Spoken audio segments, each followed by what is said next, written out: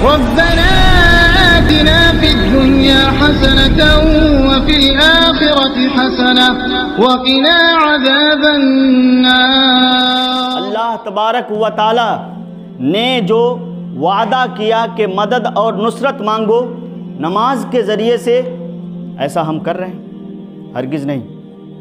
مسلمانوں، سوچنے کی بات ہے کہ مدد اللہ کی آئے گی نماز کے ذریعے، اور تمہارے 100 میں سے 98 لوگ 98 لوگ مسجد میں حاضری دیتے ہی نہیں ہیں۔ اللہ کی مدد کہاں سے آئے گی؟ اللہ کی نصرت کہاں سے آئے گی؟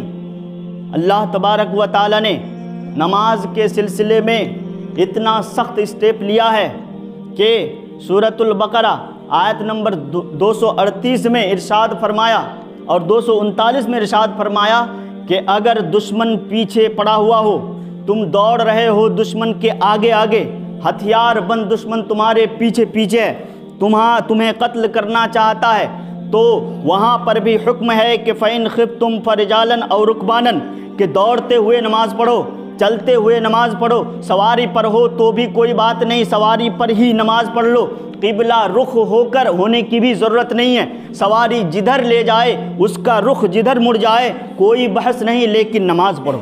اور وہاں بھی نماز معاف نہیں ہے۔ بدر کا میدان ذرا یاد کرو، 313 مسلمان تھے، پورا عرب اٹھ کر آ گیا تھا، اور اللہ کے رسول صلی اللہ علیہ وسلم کی زبان سے بھی یہ الفاظ نکل گئے تھے کہ بار الہا، اگر یہ چھوٹی سی جماعت پیس دی گئی، قتل کر دی گئی، فنا کر دی گئی، تو لن تعبد فی الارض ابدا، کبھی الی یوم القیامہ، قیامت تک تیری پرستش اس سرزمین پہ نہیں ہوگی۔ وہاں بھی صلاۃ خوف ہے، دشمن کی گولیاں تڑا تڑ چل رہی ہیں، بم و بارود کی گھنگرج، تیغ و تفنگ کی بوچھار ہو رہی ہے، وہاں پر بھی نماز معاف نہیں ہے۔ مسلمانوں، ذرا سوچنے کی کوشش کرو، نماز سے کتنے بیگانے ہو چکے ہو، ذرا سوچنے کی کوشش کرو کہ گولیاں چل رہی ہیں، وہاں پر نماز معاف نہیں۔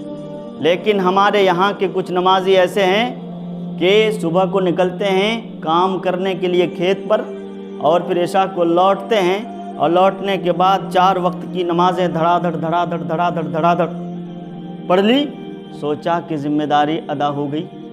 سورۃ النساء آیت نمبر 103 کہاں جائے گی؟